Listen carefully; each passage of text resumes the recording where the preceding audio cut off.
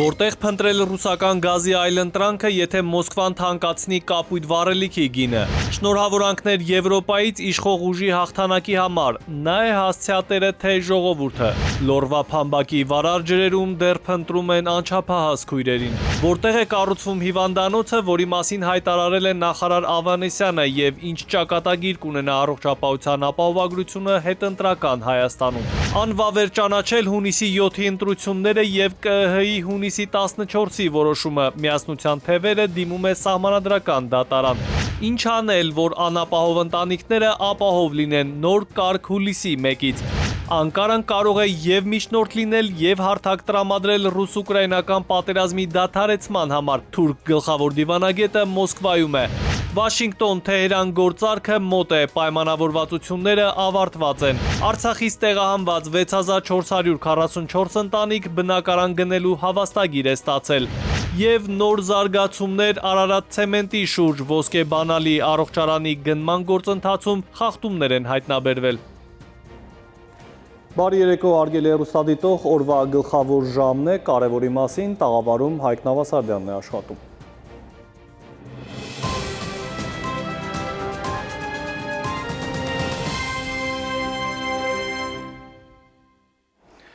Եվ այսպես թողարկումը սկսենք, այս օրերին երկիրը ցնցած լուրով 7 և 13-ամյա անհետացած քույրերի մասին դեռևս լուր չկա։ Ըստ տեղի բնակիչների նրանք հավանաբար սայթաքել և ընկել են Փամբակ գետը, որը այս օրերին վարարած է առատ տեղումներից հետո։ Որոնողական աշխատանքներին ներգրավված են փրկարարներ, ոստիկաններ, անօդաչու թռչող սարքեր։ Տեղացիները պատմում են, որ ցավոք սա առաջին դեպքը չէ, երբ այդ նույն խողովակի վրայից մարդիկ են ընկել ջուրը, նաև ողբերգական ավարտով դեպք է եղել։ Փամբակի վարար ջրերում 2 օր է փնտրում են անչափահաս քույրերին։ Նախորդ օրը Վանաձորից լուրը կայծակի արագությամբ տարածվեց, անչափահասներ են անհետ կորել։ Տեղաբնակները պատմում են, որ 7-ամյա Նարէ և 13-ամյա Նարինե Մարտիրոսյաններն ամառային արձակուրդների ընթացքում առանց մոր ուղեկցության առաջին անգամ են 3 գնացել օրրան խնամքի կենտրոն։ Մինչև այդ երեխաներին ամեն օր մայրն է ուղեկցել։ 3 դեպքի օրը նա սկսել էր նոր աշխատանք և չի կարողացել ուղեկցել դուստրերին։ Այդ պատճառով քույրերը տնից դուրս են եկել ինքնուրույն, փորձելով ժամանակին հասնել կենտրոն։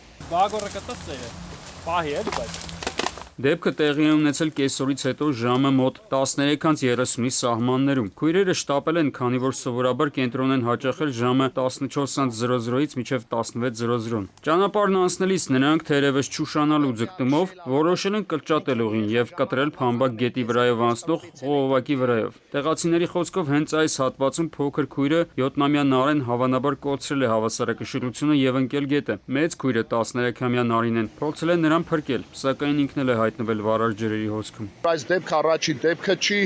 էլի են երեխաներ ընկել, հղիկին էլ անգել խեղդվել, մեծքին էլ անգել, երեխաներ են ընկել խեղդվել, մարդիկ են ընկել, դեակ է ալավերդ է ակշել, ալավերդուց են քթել, այնպես որ այս տրուբ են մի մեծ մահաբեր թակարդես թաղամասի բնակիչների համար։ Խնդրում եմ Վանաձորի քաղաքապետարանին կազմակերպեք, մենք էլ կգանք անվճար բարեգործական կօգնենք։ Ես արհեստավոր տղա, սվար կա, եղած, բալգար կա, բերեմ, գամ մի կռան բերեք, այս տրուբ են օգնենք, հանենք գետից։ Դեպքի մասին տեղեկատվության տարածումից հետո տարածք են ժամանել փրկարարները և ոստիկանությունը հարևաններից ստացված աղազանգի հիման վրա։ Տարածքում անմիջապես սկսվել են Նարեի և Նարինեի որոնողական լայնածավալ աշխատանքները, ներգրավելով նաև տեղաբնակներին։ Գետը բավականին վարար է այս օրերին, և փրկարար ծառայության ու ոստիկանության ծառայողները կամավորների հետ դժվարությամբ այսպես ասած սանրում են տարածքը։ Ջրասուզակներ ուսումնասիրում են առափնի հատվածները։ Մարդ կար տեսել էր, որ ասեցին տեսելա, որ գետի մեջով մի երեխա գոռալով ասում է մամա ջան օգնեք, ու տենց միջև իջանք արդեն գետի կողերը նայեցինք, բան արեցինք, չէ, ու սա գիշերը միջև ձորը որպես կամավոր մեր ընկերներով փրկարար ծառայության աշխատողների հետ միասին նայել ենք, ոչ մի արդյունք։ Անչափահաս աղջիկների Փամբակ գետն ընկնելու դեպքի առթիվ Լոռու մարզային քննչական վարչությունում նախաձեռնվել է քրեական վարույթ, կատարվում է նախաքննություն։ Արմեն Աթալյան, ժամը լրատվական։ Հայաստանը շարունակում է Ռուսաստանից գազ գնել այն սակագնով, որի շուրջ կողմերը պայմանավորվածություններ ունեն, դրանք ուժի մեջ են մինչև 2027-ի տարեսկիզբ։ Բայց եթե Մոսկվան վերանայի հայ-ռուսական պայմանագիրը, ապա համարում են, որ հնարավոր այլընտրանք Երևանը կարող է գտնել օրինակ հարևան Իրանում կամ հեռավոր Թուրքմենստանում։ Քննարկումներ կան անգամ ադրբեջանական գազ ստանալու վերաբերյալ։ Օրեր առաջ գազի թեմային անդրադարձել է նաև վարչապետ Նիկոլ Փաշինյանը, նկատել, որ Հայաստանը դիտարկում է հնարավոր բոլոր սցենարները։ Մասնագետները մինչդեռ կարծում են, որ թեև ավելի մոտ է Ադրբեջանի գազը, բայց դա այնքան էլ հեշտ չէ Հայաստան հասցնելը։ Ռուսաստանից Հայաստան մատակարարվող բնական գազի շուրջ խոսակցությունը սկիզբ առավ Փաշինյան-Պուտին ապրիլ 1-յան հանդիպմանը։ Հիշում եք, Պուտինն այն ժամանակ Հայաստանի գործադիրի ղեկավարին հիշեցրեց, թե ինչ գնով են գազը մատակարարում Հայաստանին եւ ինչ գնով են վաճառում Եվրոպային։ Դուք գիտեք, էներգակիրների գները, օրինակ գազի գինը Եվրոպայում անցնում է $600 1000 խորանարդ մետրի դիմաց, իսկ Ռուսաստանը գազ է վաճառում Հայաստանին $177.5 1000 խորանարդ մետրի դիմաց։ Տարբերությունը մեծ է, տարբերությունը էական է։ Այս հայտնի ու լարված հանդիպումից հետո իշխանական թևը տարբեր փորձագետներ սկսեցին դեպի Հայաստան գազի հնարավոր այլընտրանքներից խոսել։ Շրջանառվեցին Իրանից, Թուրքմենստանից, նույնիսկ Ադրբեջանից գազ ներկրելու տարբերակները։ Այս մասին պաշտոնական տեսակետ էլ հնչեց հայկական կողմից։ Ադրբեջանից,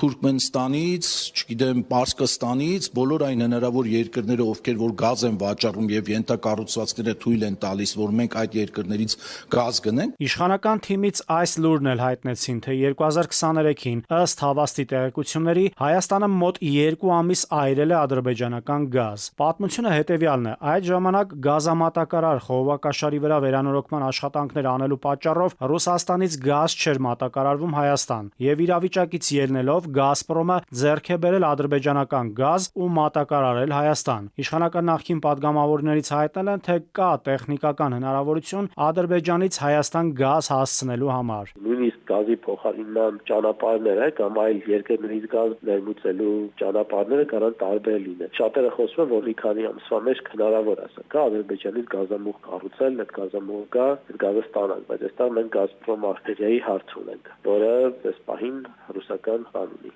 Մարդիկ դրա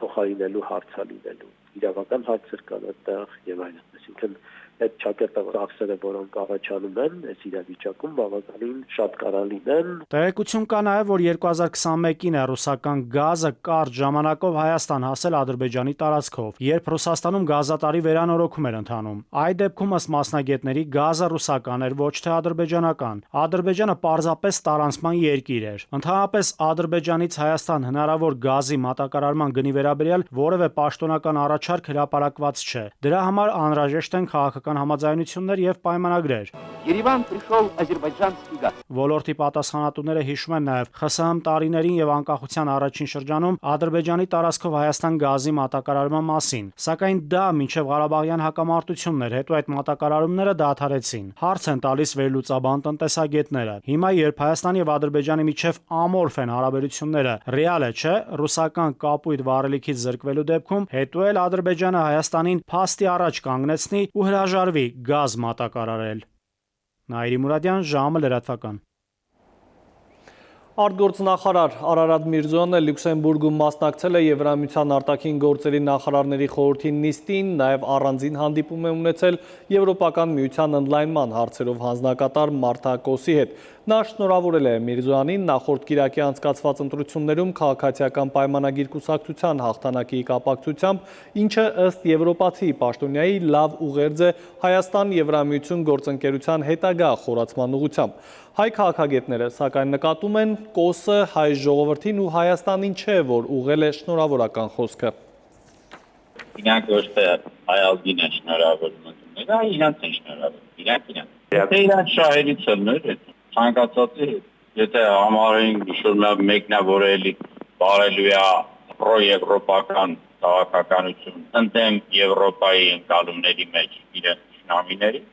ինչ են շնորհավորում։ Դա մեզ չեն շնորհավորել, իրանք են շնորհավորել։ Առջևում թողարկման երկրորդ հատվածն է, կվերադառնանք րոպեներանց։ Որտեղ է կառուցվում հիվանդանոցը, որի մասին հայտարարել է նախարար Ավանեսյանը եւ ինչ ճակատագիր կունենա առողջապահության ապահովագրությունը հետընտրական Հայաստանում։ Անվավեր ճանաչել հունիսի 7-ի ընտրությունները եւ ԿԸՀ-ի հունիսի 14-ի որոշումը միասնության թևերը դիմում է սահմանադրական դատարան։ Ինչ անել, որ անապահով ընտանիքները ապահով լինեն նոր կարգ հուլիսի 1-ից։ Անկարան կարող է եւ միջնորդ լինել եւ հարթակ տրամադրել ռուս-ուկրաինական պատերազմի դադարեցման համար։ Թուրք գլխավոր դիվանագետը Մոսկվայում է։ Վաշինգտոն-Թեհրան գործարքը մոտ է, պայմանավորվածությունները ավարտված են։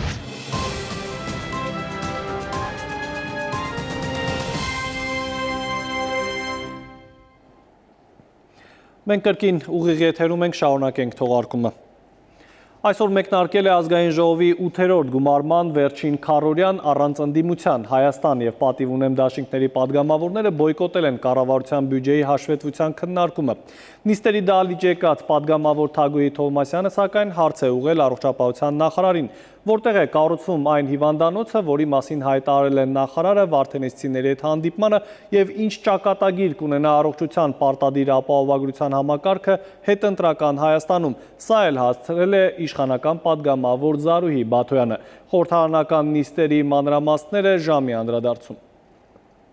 Լիազորությունների սահմանագծին հասած խորհրդարանի նիստին ներկա են միայն իշխանականներն ու անկախ падգամավորները։ Ընդդիմությունը բոյկոտել է Նիկոլ Փաշինյանի կառավարության բյուջեի հաշվետվության քննարկումը։ Քանի որ մենք եւ մեր ընդդիմությունն ենք, եւ մեր իշխանությունն ենք, բոլորի դերը տանում ենք, ստանձնում ենք, քանի որ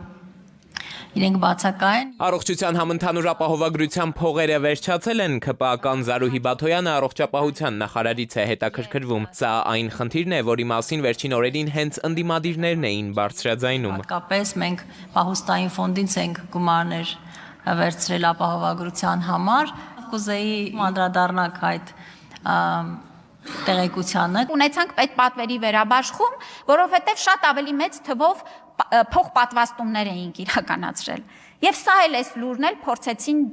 ներկայացնել, որ վայ, տեսեք, վերջացավ, մենք մեր կանխատեսումների ծախսային մասով շրջանակներում ենք։ Այս ընթացքում ընդդիմությունից պատիվ ունեմ խմբակցության падգամավոր Թագուհի Թովմասյանն է գալիս դահլիճ։ Հարցը դարձյալ առողջապահության նախարարին է ուղղում։ Ինչպես է ստացվում, որ Ավանեսյանը վարդենիսցիների հետ հանդիպմանը հայտարարում է, թե իրենց նոր բուժկենտրոնն արդեն կառուցվում է, բայց քաղաքի եւ ոչ մի հատվածում շինաշխատանքներ չկան։ Հարցնում է ընդդիմադիր падգամավոր։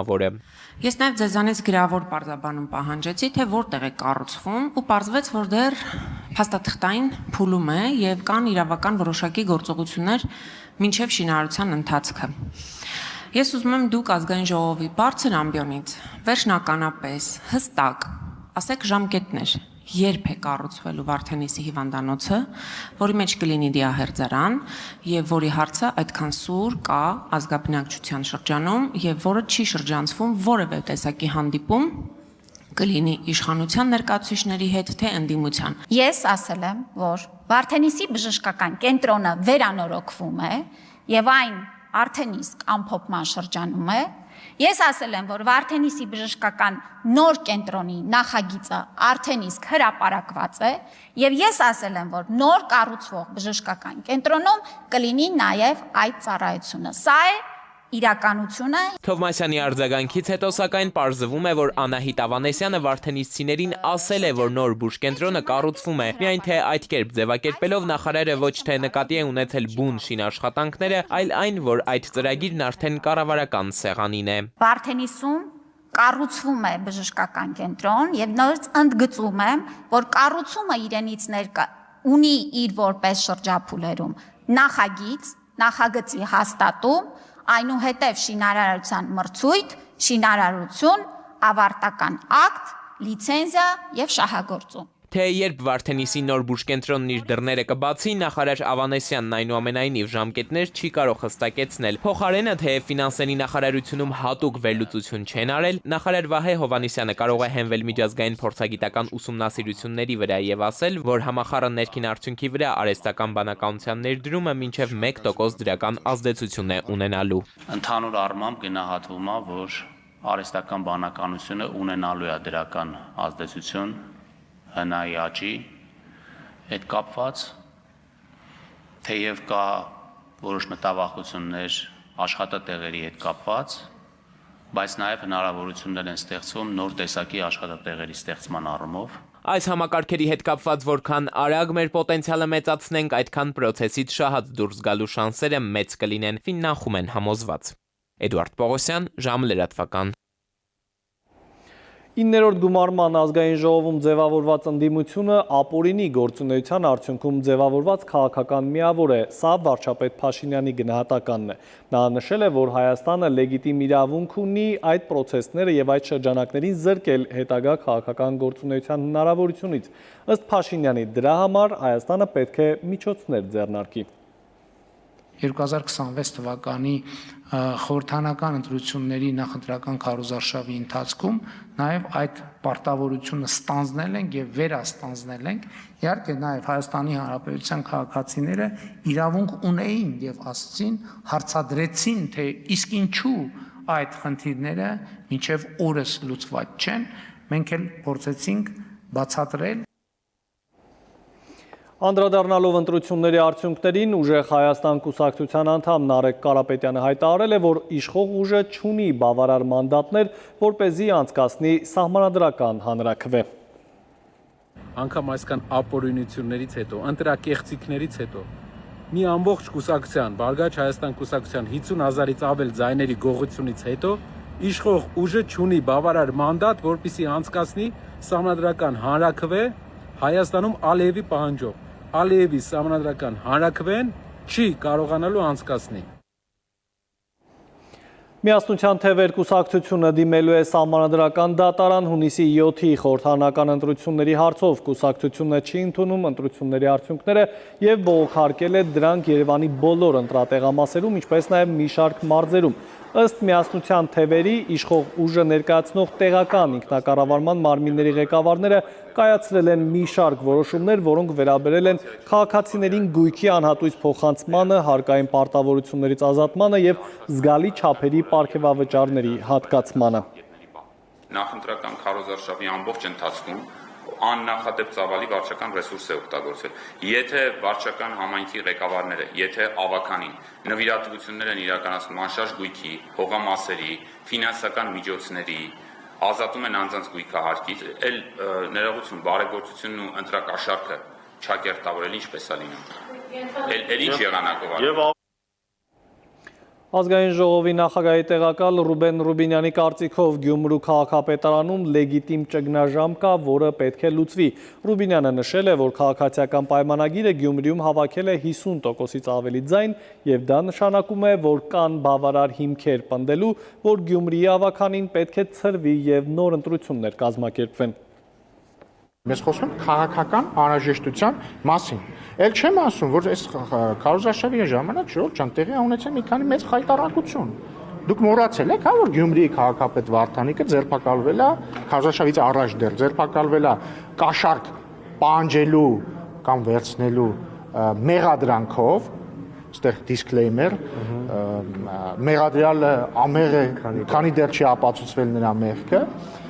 Եվ բացի դրանից մոռացել եք, որ հրապարակվեց ձայնագրություն, ըստ որի Գյումրիի քաղաքապետ Վարդանիկը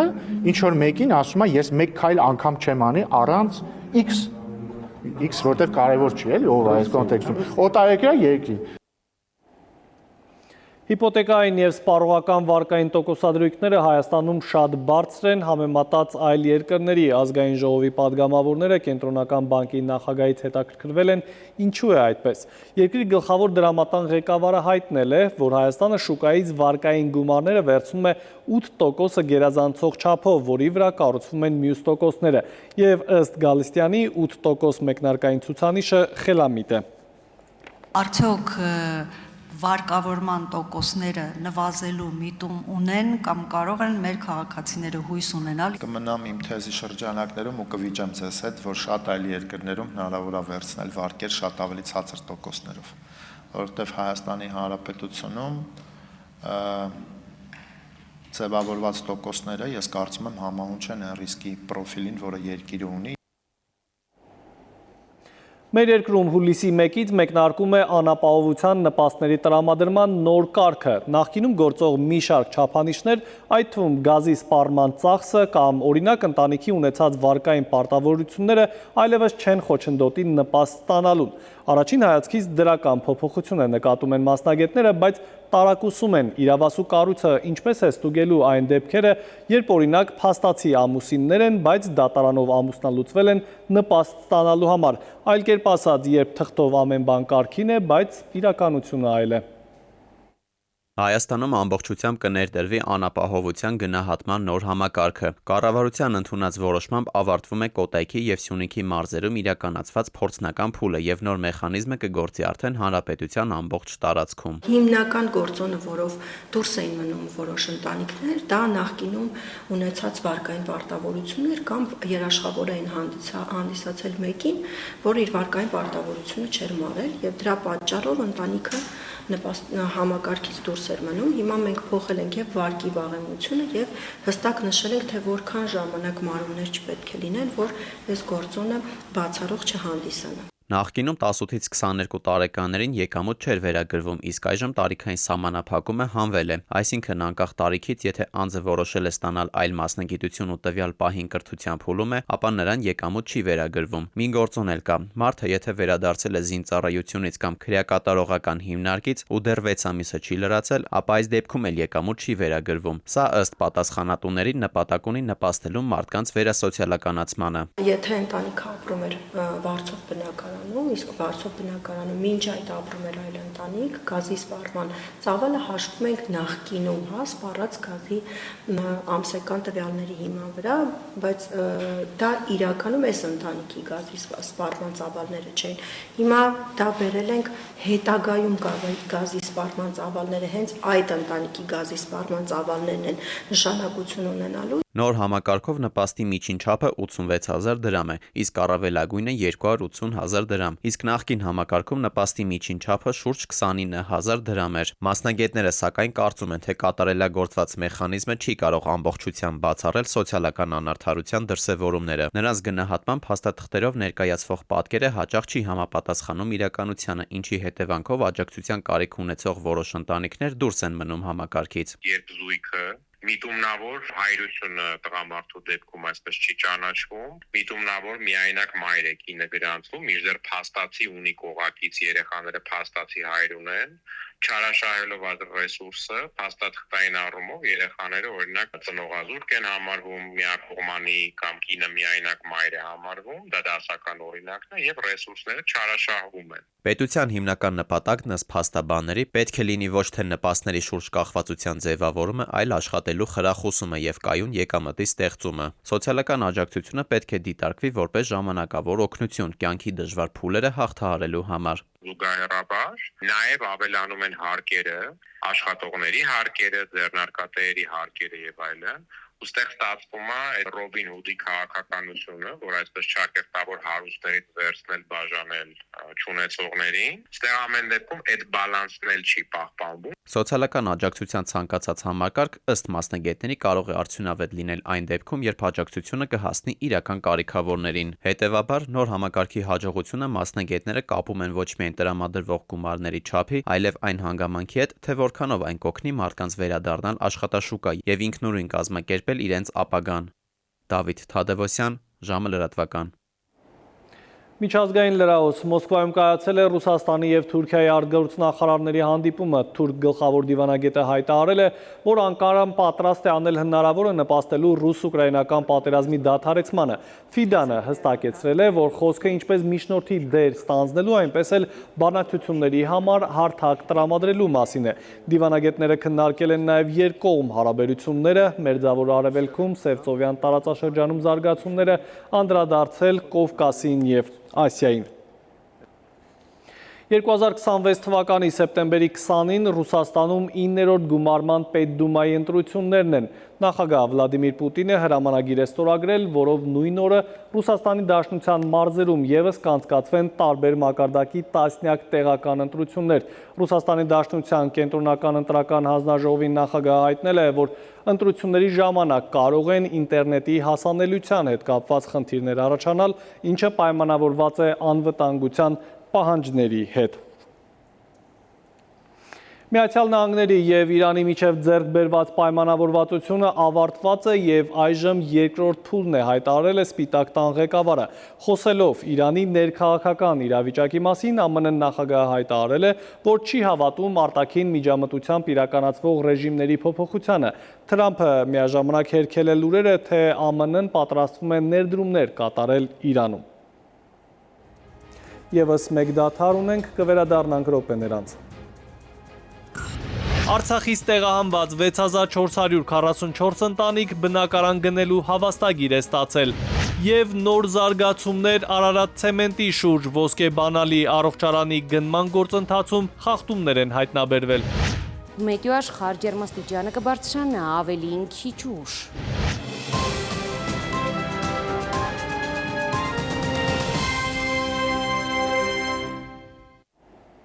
Մենք վերադարձանք, դուք դիտում եք ժամի գլխավոր թողարկումը։ Գները խելամիտ են, տունը ավելի խելացի է, սա Celsius ընկերության որդեգրած քաղաքականությունն ու առաջարկն է հայ սպառողներին, ովքեր ցանկանում են ամռանը զով, ձմռանը ջերմ բնակարան ունենալ։ Ընկերությունը Ռուբինյանց 62 հասցեում նոր խանութ սրահ է բացել, որտեղ ներկայացված են Midea բրենդի ջեռուցման, օդափոխության տարբեր համակարգեր։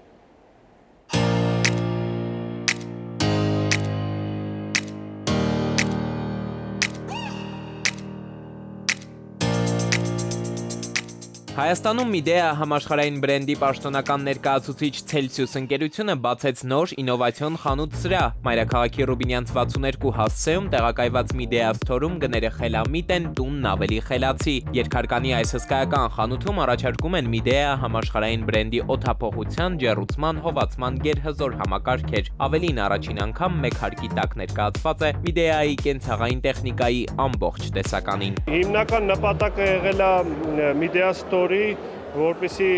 կարողանանք մի սրահում ցուցադրել Midea-ի բոլոր արտադրությունները, սկսված իր ինժեներական համակարգերից վերջացած կենցաղային տեխնիկային։ Յուրատիպ մոտեցում յուրաքանչյուր հաճախորդին գին որակ հարաբերակցությամբ կատարյալ լուծում։ Սա ընկերության որդեգրած քաղաքականությունն է։ Midea բրենդը իր հաճախորդներին առաջարկում է ոչ միայն վճարել բրենդի համար, այլ վճարել տեխնիկայի եւ որակի համար։ Ռուբինյանց 62 հասցեում այսուհետև կգործի նաև Հայաստանի առաջին լայվ շոու-ռումը։ Հաճախորդները հնարավորություն կունենան հենց խանութ սրահում փորձարկել իրենց տան համար նախատեսված յուրաքանչյուր տեխնիկա՝ գազօջախից մինչև փոշեկուլ, աերոջեռոցից մինչև սառնարան եւ լվացքի մեքենա։ Այս խանութում կարելի է փորձարկել ամբողջ ներկայացված տեխնիկան, մինչև այն գնելը։ Լայվ շոու-ռումը կարևոր է մեր սպառողի համար նրանով, որ ավելի պատկերավոր է ներկայացված ապրանքանիշը, ամեն ինչ գտնել մեկ տեղից եւ HVAC բնակավարի օդափոխության, ջեռուցման, հովացման բնակավարի ապրանքի հատեսակները եւ երկրորդ հարկում բոլոր կենցաղային տեխնիկա։ Նորարարական Midea Store-ում ներկայացված են նաև Midea Group-ին պատկանող Linvol, Clivet եւ Sabiana բրենդները։ Ընկերությունը նախատեսում է պարբերաբար անցկացնել պրոմո ակցիաներ եւ զեղչեր հավատարիմ հաճախորդներին ել ավելի հասանելի լինելու համար։ Այդ բոլոր առավելությունները բաց չթողնելու համար Midea Store-ի թիմն առաջարկում է միանալ ընկերության պաշտոնական էջերին սոցիալական բոլոր հարթակներում։ Ի դեպ, խանութ սրահի բացման արարողության ավարտին տեղի ունեցավ մեծ խաղարկություն։ Հաղթող հյուրերից 5 հաջողակ կայցելի Չինաստան կտեսնի նաև Midea համաշխարհային բրենդի գործարանները։ Էդուարդ Պողոսյան, Տիգրան Հունանյան, ժամը լրատվական։ Կրթության առանձնահատուկ պայմանների կարիք ունեցող երեխաների համար Vivan շարունակում է վերականգնողական ծրագրերի իրականացումը։ Միայն 2 մարզում ոսկեփորի կենտրոններում մոտ 200 երեխա է աջակցություն ստանում, ինչը նպաստում է ոչ միայն երեխայի, այլև նրա ընտանիքի կյանքի որակի բարելավմանը։ Փոքրիկ Ալեքսի պատմությունը մեծ հաջողության մի մասն է։ Փոքրիկ Ալեքսը սկսել է խոսել, ավելին մեղմվել են մանկական ուղեղային կաթվածի հետևանքները, փոխվել է երեխայի եւ նրա ընտանիքի կյանքի որակը։ 3.5 տարեկան Ալեքսը 1 ամիս առաջ կարողանում էր արտաբերել ընդամենը 3 բառ, չուներ ուշադրության կենտրոնացում եւ խաղալու ցանկություն։ Այժմ դրական մեծ առաջընթաց կա փոքրիկի վարքագծում, ինչպես նաեւ շրջապատի եւ երևույթների ընկալման հարցում։ Տղան խոսում է, հաշվում, ճանաչում է գույները եւ համբերատար է դարձել ուշադրության կենտրոնացում պահանջող խաղերի ժամանակ։ Երեխայի մայրը նկատում է, որ դրական դինամիկան նպաստել է նաև ընտանիքի հոգեվիճակի փոփոխությանը։ Հենց առաջին ամիսներից այդ աճը զգացում էր իր մոտ։ Խոսքը ավելացավ, վարքը արդեն փոխվել էր լրիվ։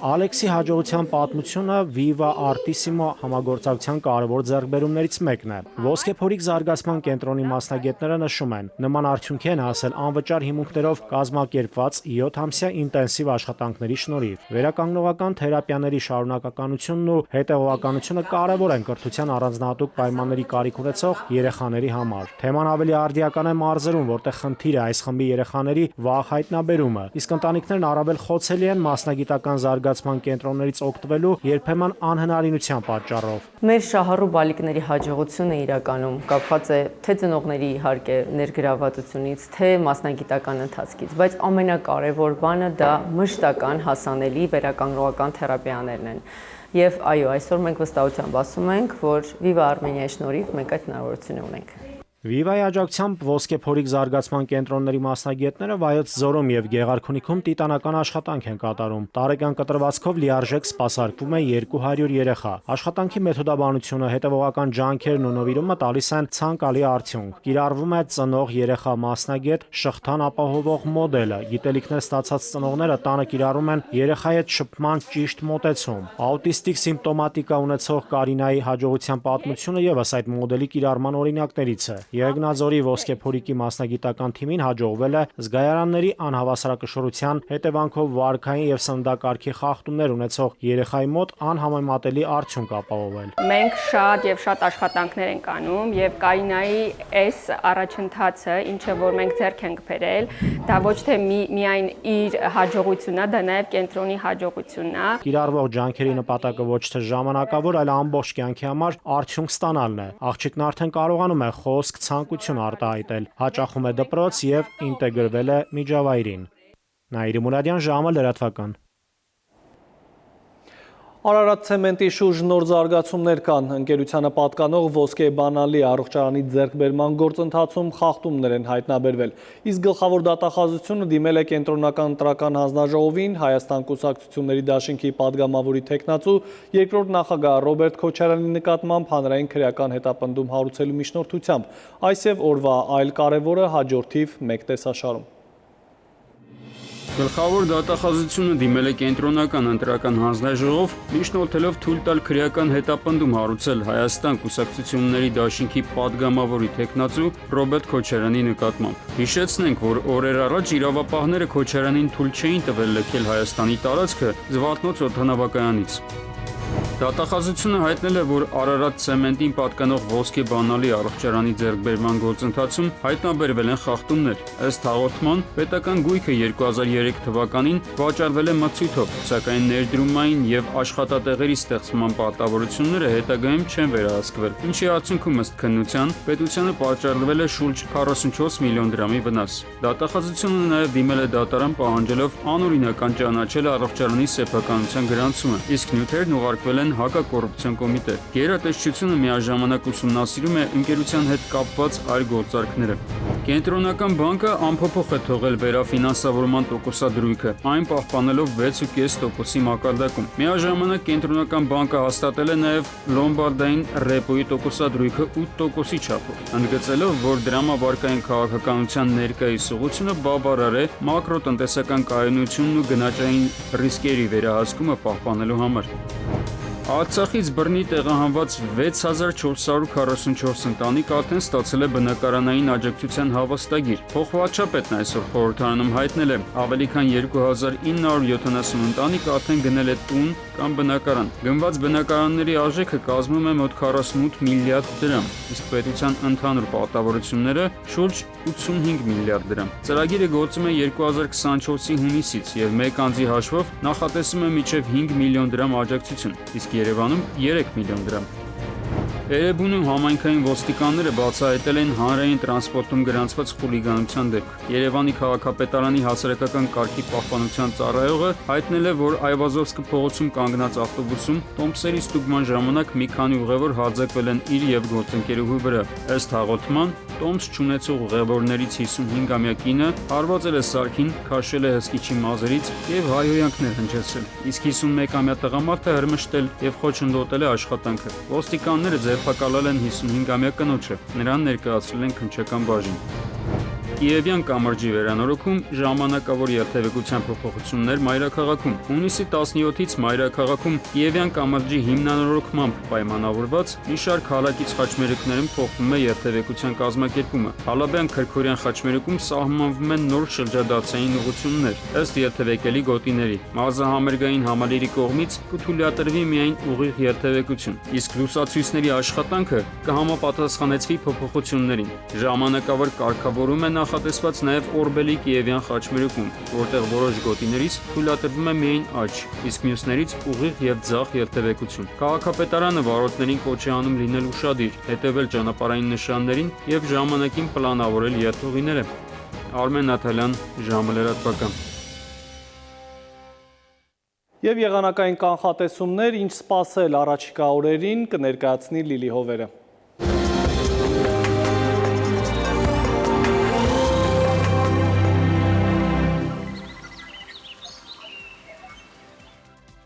Բարերեկո եղանակի տեսության հովանավորն է իտալական ունիկալ ապրանքանիշը,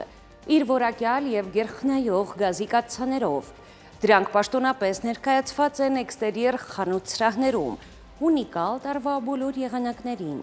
Մետեոաշխարհ նախ Հայաստան։ Մեր երկրի մեծ մասում նոր օրը կանցնի կայուն պայմաններում, տեղումներ սպասվում են առանձին հյուսիսային գոտիներում, ջերմաստիճանը առաջիկա օրերին կբարձրանա մոտ 4-ից։ Վաղը ցերեկը Շիրակում, Կոտայքում, Գեղարքունիքում, Արագածոտնի և Վայոց-Ձորի լեռնային գոտիներում կդիտվի 20-ից 26 աստիճան։ Վայոց-Ձորի և Արագածոտնի նախալեռներում սպասվում է 29-ից 34, Լոռիում 23-ից 28, Տավուշում, Արարատում, Արմավիրում առավելագույնը 33 աստիճան։ Սյունիքի հովտային գոտիներում սպասվում է 28-ից 32, Սյունիքի նախալեռներում 23-ից 28 աստիճան։ Երևանում օրը կանցնի առանց տեղումների։ Այս գիշեր սպասվում է 16-ից 18,